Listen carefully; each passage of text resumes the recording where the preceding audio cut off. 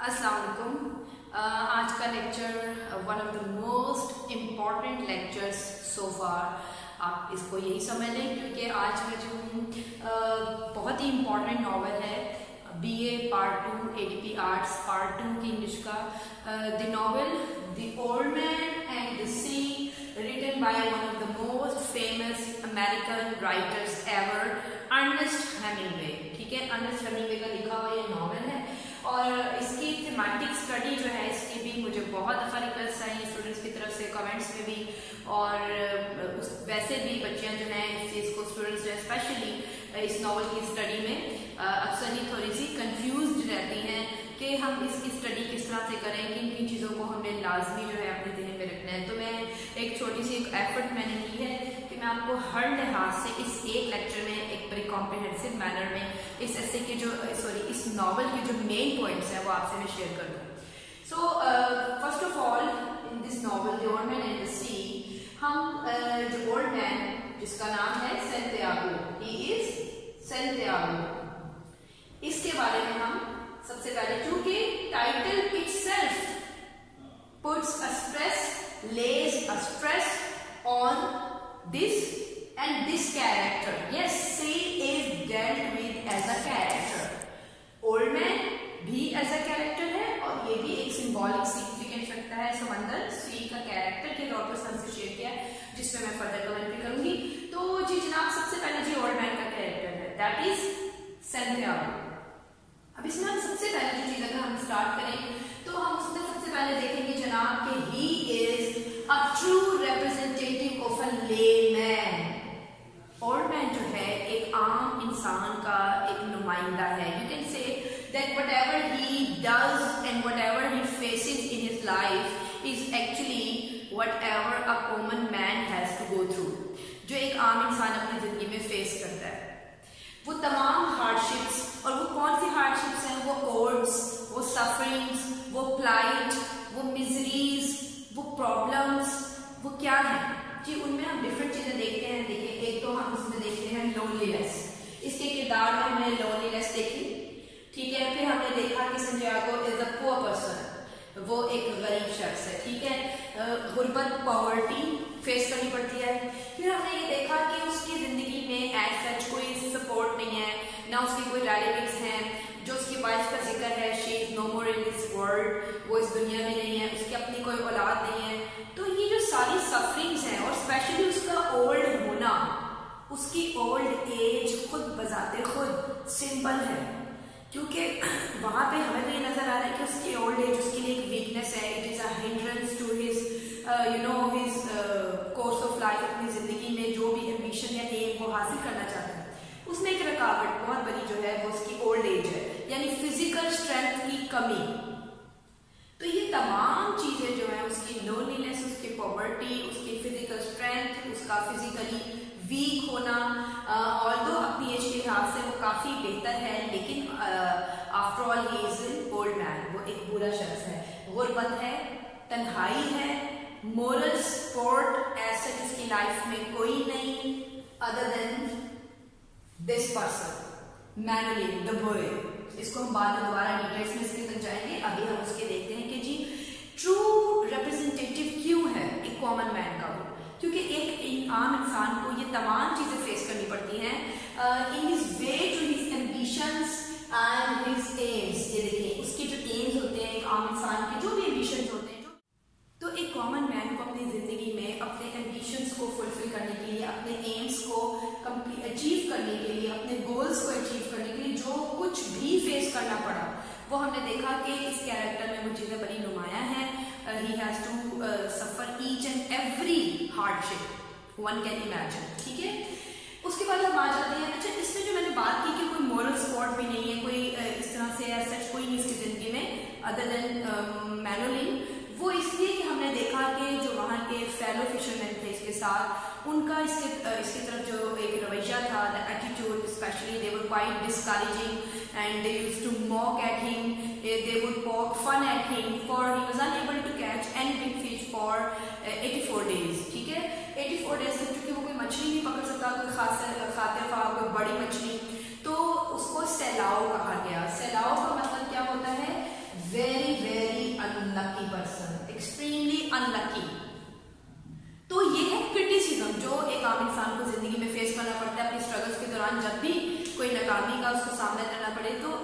के लोग किस तरह से उसको डिस्करेज करते हैं, ह्यूमिलिएट करते हैं, ना कि उसको सपोर्ट करें।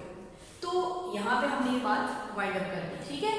उसके बाद हम देखते हैं कि एक आम इंसान सैंटियागो का कैरेक्टर जो है, उसके लिए ये जो उसका रिलेशनशिप है, इज रिलेशनशिप या आप कहते हैं इज फ्रेंडशिप, ठीक है, विद मैरोलिन द बॉय, इंतहाई ब्यूटीफुल रिलेशन है इन दोनों का आपस में। बीइंग फ्रेंड्स ये हमें बताते हैं कि what should be the parameters of true friendship. एक अच्छा दोस्त जिंदगी में कैसा होता है, अनकंडीशनल फ्रेंडशिप होती है। बज़ाहिर इनकी दोस्ती जो है वो हमें बड़ी आउट ऑफ द बॉक्स लगेगी कि he is an old man और वो एक छोटा सा बच्चा है, नॉट सो यंग, लेकिन इन दोनों की फ्रेंडशिप में ये दोनों एक दूसरे को कॉम्प्लीमेंट करते हैं। यानी आप देखते हैं कि ओल्ड मैन की जिंदगी में अगर एक मोरल सपोर्ट की कमी है या उसके पास उसको फूड प्रोवाइड करने के लिए, उसको कंपनी देने के लिए कोई नहीं है, तो बॉय हर हाल में उसके साथ है, सिंसियर है, लॉयल है। लेकिन ये भी उसके लिए बहुत कुछ करता है। वो सबसे पहली बात, since he is quite a skilled fisherman, तो ये उसको फिशिंग सिखाता है, ठीक है। और इस चीज का मानना है, मैरोलिन का ये मानना है कि वो इंतहाई स्किल्ड है और उसको इस पे पूरा यकीन है, इसकी एबिलिटीज पे, और वो इसको अपना आइडियल मानता है।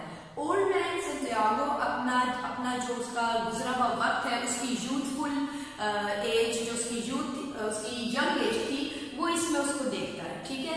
और इन दोनों की सिंसियरिटी और इनकी ट्रू फ्रेंडशिप की बहुत बड़ी वजह, मतलब एक बहुत बड़ी जो रीजन है, ये एक बहुत बड़ा प्रूफ जो है वो इस बात का है कि जब उसके अनलकी टाइम स्पैन की वजह से, जबकि वो 84 डेज तक कोई मछली नहीं पकड़ सका और सब लोग उसको सैलाब बुलाने लगे थे, लोग उसका मजाक उड़ाते थे, क्रिटिसिज्म इसको फेस करना पड़ा।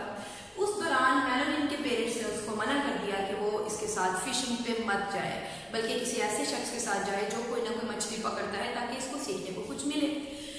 उस वक्त हमने देखा कि he proved a perfect friend, जैसे कि एक फ्रेंड को होना चाहिए।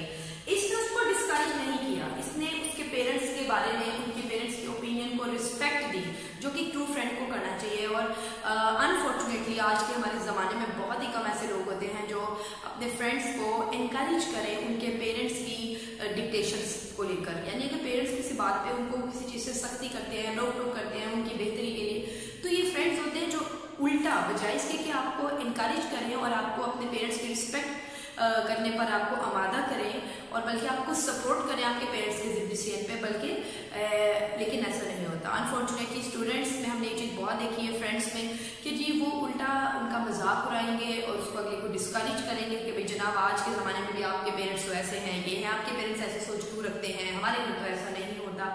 तो ये ट्रू फ्रेंड कभी भी नहीं होता, जो इंसान आपको अपने प्यारों की बात मानने से मना करे, चाहे डायरेक्टली चाहे इनडायरेक्टली, बल्कि ऐसे अच्छे फ्रेंड्स होते हैं जिसको सपोर्ट करते हैं। और वो देखें, वो इतना ओबीडियंट बच्चा है, वो अपने पेरेंट्स की बात मानता है, चाहे उसका दिल नहीं कर रहा, out of friendship he wants to go with him, लेकिन इसने भी उसको सपोर्ट किया कि तुम्हारे पेरेंट्स का डिसीजन बिल्कुल ठीक है। और उसके बाद हम देखते हैं एक और बड़ी अच्छी चीज़ कि पेरेंट्स ने मना किया साथ जाने से, लेकिन दोस्ती उसकी वैसे की वैसी कायम है। वो ओल्ड मैन को उसकी डेली बेसिस पे उसकी तैयारी में उसके शैक से, वो जो उसका एक शेडी सा हट है, वहाँ से उसको जब उसने जाना होता है अपनी कश्ती तक, तो वहाँ तक सारा सामान उसकी बोट तक लेके आना और उसको फूड प्रोवाइड करना, बाकी सारे काम उसके उसी तरह से जारी रहेंगे। उसके बाद हम देखें by the end of the novel जब ये वापस आता है and he is almost dead tired, he is exhausted, तो उस वक्त he is the first one to come to know that he has returned, कि ये वापस आया, क्योंकि he was quite frustrated and he was quite restless कि अभी तक ओल्ड मैन रिटर्न क्यों नहीं, मतलब वापस क्यों नहीं आया। 2 दिन मतलब 3 दिन और 2 रातों के बाद जब ये आता है और उसकी कंडीशन, चूंकि वो जख्मी है, he is wounded, he is badly injured और थका हुआ है, भूखा है, प्यासा है, तो किस तरह से ये उसकी हेल्प करता है, फौरन उसके लिए फूड की कोशिश करता है, जाके फूड लेके आता है as his his usual habit, जो कि नॉर्मली भी वो करता है। तो हम देखते हैं is extremely caring towards him, और ये भी उसको किस तरह से डिमाजियो, जो इसके अपने इंस्पिरेशंस थी, उनमें से एक कैरेक्टर है डिमाजियो का, उसके बारे में उसको वो बताता है, अपनी हैंड रेस्लिंग जो उसकी नीग्रो के साथ हुई उसके बारे में इसको बताता है। तो यू सी कि इस तरह से ये उसको इंस्पायर भी कर रहा होता है। तो इसका किरदार, इसकी बातें, इसके अल्फाज बच्चे की ग्रूमिंग के लिए कितने अच्छे हैं, कितना एक अच्छा एक फादरली फिगर भी है, एक अच्छा फ्रेंड भी है, और ये कितना अच्छा एक बहुत अच्छा लिसनर भी है। उसकी लोनलीनेस को ख़त्म करने के लिए उसके पास बैठता है, उसकी बातें सुनता है, वो अपने इंस्पिरेशन, अपने आइडियाज जो है उससे डिस्कस करता है, उससे बेसबॉल की बातें करता है। तो ये सब चीज़ें बड़े गौर से सुनता है। और आप इसकी एक सिंबॉलिक सिग्निफिकेंस जो है इसको ज़रूर ज़हन में रखिएगा कि हमने ये देखा कि उसकी ज़िंदगी में एक ही ट्रू स्पोर्ट है जो कि है मैनुअल का किरदार। और यहाँ से हमें ये पता चलता है कि इंसान जो है उसकी ज़िंदगी में हर दूसरा शख्स उसका सज्जन नहीं हो सकता, उसका अच्छा दोस्त नहीं हो सकता। नॉर्मली हमारी ज़िंदगी में हमें लगता है कि हर कोई हमारे साथ बहुत सिंसियर है, स्पेशली जो ब्लड रिलेशनशिप नहीं होते जिनके हमारे साथ, तो हम ब्लाइंडली उनकी हर बात को फॉलो कर रहे होते हैं, लेकिन हमें ये नहीं पता होता कि deep down whether they are sincere with us और नॉट। तो हमने ये देखा कि इस तरह की सपोर्ट उसकी ज़िंदगी में सिर्फ एक शख्स है, दैट इज़ मैनुअल। तो हमें भी ऐसे लोग बड़ी किस्मत से मिलते हैं, ठीक है। तो यहाँ तक तो जनाब इसका किरदार जो हमने उसको डिस्कस कर लिया है। उसके बाद हम आ जाते हैं कि ओल्ड मैन की जो फाइट थी against marlin the big fish. अब इसको हम कनेक्ट कर देंगे इसके एम्स के साथ, इसके एम्बिशंस। देखिए उसका ये एक एम बन चुका हुआ था, he wanted to hook a big fish, to catch a big fish, not to reply the other fisherman because of their mockery, जो उसका मजाक उड़ाते थे, as a reply to them नहीं, बल्कि to beat his own records. हमने ये चीज देखी कि ओल्ड मैन का जो उसकी जिंदगी का जो एक उसने मकसद बनाया हुआ था, वो उसकी अपनी ज़ात के लिए था, उसकी अपनी सेटिस्फेक्शन के लिए। वो इस तरह से नहीं चाहता था कि अगर कोई लोग उसके मजाक उड़ा रहे हैं तो वो भी जवाबन उनके लिए जो है कोई ऐसा काम करे जो किसी दिखाने के लिए हो। उसकी बातों में, उसकी सेइंग्स में, उसकी कोटेशंस में हमें कहीं भी ये चीज़ कहीं भी बिल्कुल भी हम नहीं कह सकते कि ये चीज़ जो है ये हमें विजिबल हो रही है, ये चीज़ नज़र आ रही है। तो उसकी एम्बिशन ये था कि वो जो 84 डेज से मुसलसल वो जा रहा था, 40 डेज तक लड़का भी उसके साथ रहा, उसके बाद बच्चा भी नहीं रहा साथ क्योंकि उसके पेरेंट्स ने मना कर दिया। तो उस सूरत में भी ही continued struggling hard for his ambition. तो एक्चुअली मार्लिन जो है, Marlin is a symbol of a common man's aim in his life, and in the course of a common man's life, he has to go through a lot of sufferings and hardships and challenges. ठीक है, जो challenge उसकी जिंदगी में आते हैं while achieving his aim, achieving his goals. ठीक है, अब आप ये देखिए मार्लिन को पकड़ते वक्त क्या क्या मुश्किलात है। ऑल्दो ओल्ड मैन खुद कहता है, उसकी कोटेशन बेटा बहुत इंपॉर्टेंट है स्टूडेंट्स, उसकी जैसे कि वो खुद कहता है कि I am strange old man, I have resolution and I know many tricks. वो ये जानता है कि वो ये काम कर सकता है, वो सिंगल हैंडेडली भी एक बिग एक्सपीडिशन पे, एक बड़े एडवेंचर पे जा सकता है। और finally he was able to hook the marlin, क्योंकि उसका ये मानना था, ये उसका फेथ था, उसका अकीदा था। अगर उसके किरदार पर बात करते हैं तो ये देखें, ये जो हमने बात की ना role of faith and faith, तो ये देखिए कि उसका किरदार, कि उसकी ऑप्टिमिज्म और उसका इस पे यकीन था कि his big fish must be somewhere. जो वो खुद कहता है कि my big fish must be somewhere. तो आप गोल्डमैन ये जानता था कि उसको हर दिन मेहनत करनी है, डेली बेसिस पे, तभी तो अपने एम को अचीव करने के लिए वो खुद को किसी न किसी तरह इंस्पायर करता था, मॉरली खुद को अपलिफ्ट करता था, खुद को मॉरली सपोर्ट करता था। और क्या कहता था, every day is a new day. और यही उसकी स्ट्रगल, जो ट्राई अगेन वाला जो एक नोशन है, जो हम सबको जिंदगी में फॉलो करना चाहिए, डिटर्मिनेशन होनी चाहिए हमारी लाइफ में। वी शुड बी स्टेडफास्ट, जो हमने इससे सीखा, वी शुड बी डिटर्मिन्ड, हमने इससे सीखा इस किरदार से। हमें करेजियस होना चाहिए, ये भी हमने यहाँ से देखा। We should be faithful, we should be optimistic, हमें no matter what happens we should be optimistic towards life. जिंदगी में हमेशा बेहतर सोचें, अच्छा सोचें, पॉजिटिव एटीट्यूड रखें। तो हमने देखा कि मार्लिन को पकड़ने के लिए उसको जो कुछ फेस करना पड़ा, marlin big fish, so it needed really big efforts. ठीक है, उसको बहुत बड़ी कोशिशें करनी पड़ी, उसको वहाँ भूख का सामना करना पड़ा, ही वाज ऑल अलोन, समंदर पर बिल्कुल अकेला था, उसको जख्म आ गया उसके हाथ में, उसका हैंड जो था उस पर क्रैम्प आ गया। और ये चीज़ें बताती हैं कि इंसान जो मर्जी कर ले, कहीं ना कहीं there is a role of fate as well. ठीक है, कहीं ना कहीं, बल्कि everywhere fate is always there, fate is predetermined, जैसे कि हमें पता है। लेकिन किस्मत से इंसान जान नहीं छुड़वा सकता। उसने सारी रेजोल्यूशन यूटिलाइज किए इस दौरान भी, लेकिन उसकी फेट में ही इज ओल्ड मैन, उसकी fate he is all alone, boy is not with him, ये उसकी फेट है कि उसको बहुत दूर जाना पड़ा अपनी एक खास से बड़ी मछली को हुक करने के लिए। तो ये उसकी किस्मत जो थी, आपने देखा कि जैसे कि ओल्ड मैन खुद कहता है, इट इज जो मैं अभी आपको एक उसकी कोटेशन बताने जा रही हूँ, it is one of the most famous quotations, ठीक है, और इसको आपको पता होना चाहिए। इसमें इस पूरे नॉवल का जो थीम है वो आपको एक ही दफा में मिल जाएगा, and the quotation is man is not made for defeat, a man can be destroyed but not defeated. इंसान किसके लिए बना ही नहीं है, किसी defeat is to do with our mentality. अगर मैं ये मान लेती हूँ कि मैं हार गई और मैंने स्ट्रगल नहीं करनी, फर्दर स्ट्राइव नहीं करनी किसी चीज के लिए, तो इट मीन्स मैं डिफीटेड हूँ। अगर मैं कहती हूँ कि नहीं इट्स ओके, अगर एक दफा हार गई तो क्या हुआ, try again, every day is a new day, जैसे कि इसकी अप्रोच थी। He was quite optimistic, he was faithful, he was determined and he was unbelievably courageous, ठीक है। तो ये हमें इस चीजें पढ़ाने का मकसद ये है कि जिंदगी में कुछ भी हो जाए, कुछ नहीं होता, we should keep up the good work, we should keep striving hard, we should keep putting in our all efforts in our way to our aims, ठीक है। तो बिग फिश ने उसको जो भी टफ टाइम दिया वो भी हमें क्लियर हो गया कि एम्स को अचीव करना it's not an easy task. जितने हाई एम्बिशंस होंगे उतना ही हाई आपको एफर्ट भी करनी है, उसमें आपको भूख का सामना होगा, प्यास का सामना होगा, तन्हाई का सामना होगा, आपकी जो लाइफ में कुछ लिमिटेशंस होती हैं, उसका ओल्ड होना उसके लिए फिजिकल लिमिटेशन थी, उसका तन्हा होना भी लिमिटेशन थी, वो गरीब था, उसके पास ऐसे जितनी उस टाइम चीजें मौजूद नहीं थी, he was not mentally prepared for this as well.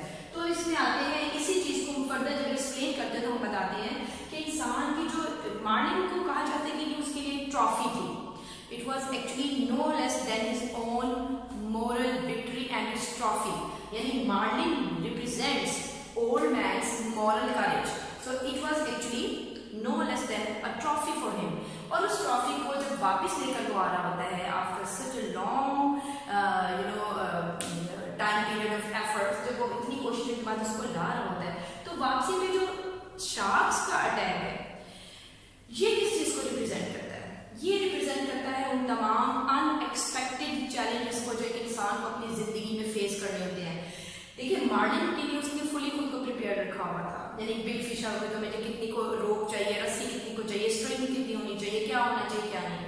लेकिन शार्क्स के लिए ही वाज नॉट मेंटली प्रिपेयर्ड, मतलब जाते वक्त वो इस चीज के लिए तैयार नहीं था। और मार्लिन को किल करने के बाद उसने शार्क्स को जो अटैक था उसने कहा कि मुझे पता था अब ये आएंगे, ठीक है। हमने देखा कि he was a skilled fisherman, उसके एक इसकी कैरेक्टरिस्टिक जो है ये आपको पता होना चाहिए कि ही वाज क्वाइट स्किल्ड, उसको सब पता था, हवाओं का बदलाव, मौसम का बदलाव और मछली पकड़ने के लिए कहाँ तक जाना चाहिए, क्या करना चाहिए, तमाम चीजों का नॉलेज उसको था, इस चीज पे वो कॉन्फिडेंट भी है। तो फाइट अगेंस्ट शार्क्स बताते हैं ये हमारी लाइफ की वो हिंड्रेंसेस और वो चैलेंजेस हैं जो हमें हमारी सबर का जो फल होता है, जो मेहनत का फल है, उसको ठीक तरीके से इंजॉय नहीं करने देती। और ये एक आप देखें लाइफ की एक स्टार्क रियलिटी है, ये तमाम चीजें जो इस ओल्ड मैन ने फेस की, तमाम harsh and stark realities of life है। इसीलिए तो हम कहते हैं is a true representative of a common man. Common man को क्या कुछ नहीं फेस करना पड़ता, हम अक्सर एक एम अपना अचीव कर लेते हैं, लेकिन हमें नहीं पता होता, वी डू नॉट फोरसी कि with ranks, with positions, with success comes responsibilities, comes hardship, यानी साथ साथ क्या आती है, हार्डशिप भी आती है जिंदगी में, मुश्किलात आती हैं, जिम्मेदारियां आती हैं जो हमने उस टाइम तक सोची नहीं होती, unless we are able to gain our aim, अपना एम हासिल करने के बाद हमें पता चलता है कि अभी फर्दर क्या कुछ है।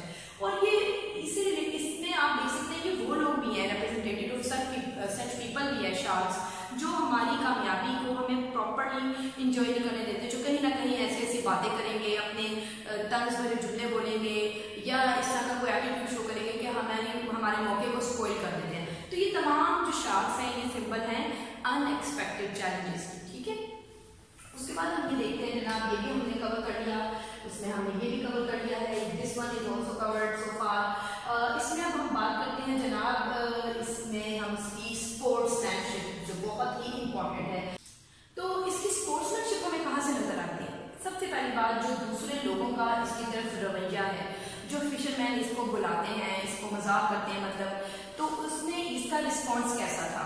सबसे पहली बात तो ये आपने ध्यान में रखनी है कि ओल्ड मैन ने कभी भी उनको रिस्पॉन्स नहीं दिया, इनफैक्ट उसने कभी भी उनकी बातों को सीरियस लिया ही नहीं। तो ये एटीट्यूड हमने भी अपनी जिंदगी में अपनाना है, ये रिस्पॉन्स हमारे अंदर भी होना चाहिए कि अगर कोई हमें डिस्करेज कर रहा है या हमारी टेम्पररी डिफीट पे हमें रिडिक्यूल कर रहा है, तो हमें उसको इग्नोर करना है। We should continue our own hard work, ठीक है। तो एक तो ये स्पोर्ट्समैनशिप होगी। दूसरी स्पोर्ट्समैनशिप हमने देखी when he was fighting against Marlin, मतलब when he was trying hard to kill Marlin, and then when he was trying to bring it successfully towards the seashore, यानी अपने घर तक लाने के लिए, उस दौरान the way old man addresses Marlin, fish I love you and I respect you very much. He says, fish I respect you and I love you very much, but I'll kill you. अब उसको brother fish कहता है, यानी he was truly inspired of its majesty, उसकी करेज। उसने देखा कि जिस तरह ये करेजियस था और ये उसको टफ टाइम दे रहा था, तो मार्लिन ने भी हीरोइज्म की कोई कमी छोड़ी नहीं थी। मार्लिन इतनी बड़ी बच्ची, तो आप देखते हैं यही स्पोर्ट्समैनशिप है कि आपका ओपोनेंट जितना भी स्ट्रॉन्ग हो, जो भी है, वो अपनी जगह पे अपने एंड पे स्ट्रगल कर रहा है, आप अपने एंड पे, लेकिन हम क्या करते हैं नॉर्मली, हम अपने ओपोनेंट्स को गाली गलौज देंगे और उनकी जीत पे उनका मजाक उड़ाएंगे, उन्हें तकलीफ मिले तो हमें खुशी होगी। ये माइंडसेट जो है इसको हमें बदलना है, जो कि इस नॉवल में हम देख रहे हैं कि ये एक अच्छे इंसान को, एक ट्रूली हीरोइक इंसान को सूट नहीं करता, जेब नहीं देता कि वो अपने ओपोनेंट्स को रिडिक्यूल करे, ह्यूमिलिएट करे। तो ये है true sportsmanship, the way he deals with this big Marlin, और वो उसको किस तरह से बुलाता है, उसकी गुफ्तगू, उसके अल्फाज का चुनाव, उसके रिस्पेक्ट। और आप देखें कि जो फाइट शार्क्स इस पे हमला करती हैं, इस पे अटैक करते हैं, तो ये वो मरी भी मछली है, बट चूंकि he is in the habit of monologues and soliloquy, तो ये इसको कहते हैं fish I am sorry I could not save you. तो ये देखिए स्पोर्ट्समैनशिप का एक बहुत बड़ा जो है एक सबूत है। फर्दर उसके कैरेक्टर में हम सिंपैथी देखते हैं, वो कितना सिंपैथेटिक है, he is truly nature lover as well, वो नेचर लवर भी है, जिस तरह कि वो सी बर्ड्स के साथ, सी एनिमल्स के साथ गुफ्तगू कर रहा होता है। और नेचर लवर है तभी तो ख्वाब में भी उसको आप देखें नेचुरल ऑब्जेक्ट्स ही नजर आते हैं, ठीक है।